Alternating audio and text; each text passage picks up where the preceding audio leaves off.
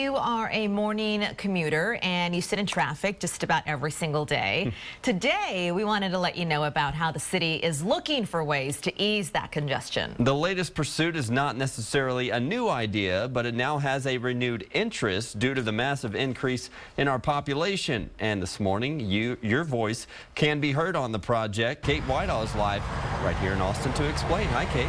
Hey, good morning. Well, we're talking about urban rail, and this renewed sense of interest is all because the backups on, for example, Interstate 35 just keep getting worse and worse.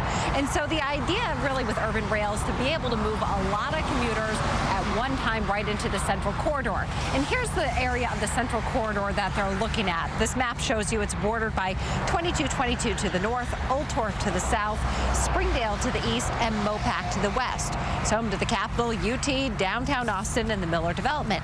Now, this animation shows you how the rail might run on existing roads.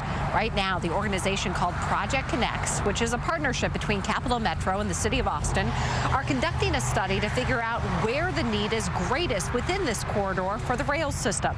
Now, the rail might be modeled after this one in Phoenix. And for those of you who travel into the city, many from places like Round Rock or Kyle, you might be wondering, well, how is this really going to help my commute when I don't live within walking or biking distance from the central corridor? Well, one thought is that you would drive to a central station, maybe at the furthest southern or northern point, and then ride urban rail to your destination. That could ultimately help alleviate some of the congestion on the roads and get you to your destination faster.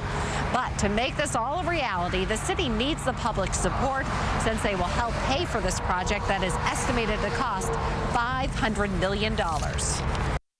There's no funding that has been set aside. The approach that we have right now, the current thinking is that we would pursue federal funds for about half of the project. The other half would come from local dollars through a public vote. And there are lots of opportunities to voice your opinion on where you would like to see this rail project. Right now, this is just a look at the public meetings being held today. Now, the timeline for when this project could actually become a reality is pretty far off. That's because this year they're going to decide where within the central corridor they would want urban rail. Next year they would decide the routes, but to fund it, it would take a bond election, and then they would have to build everything. So they're thinking ultimately it would be about 2020. We're live in Central Austin. Kate Whitehall, KXAN News.